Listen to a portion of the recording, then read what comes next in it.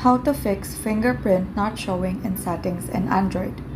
So in this video, I will show you 3 ways on how to fix this issue. So the first one is to try to restart your phone. So to do this, just swipe down and you should see this power button icon found on the upper right corner.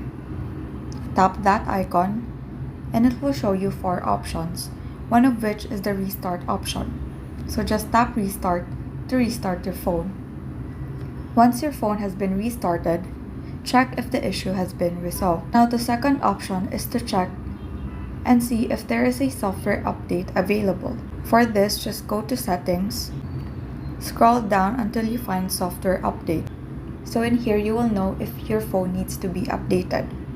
So if there is an update option, update your phone, and once your phone has been updated, check if the issue has been resolved. Next is to clear the settings data.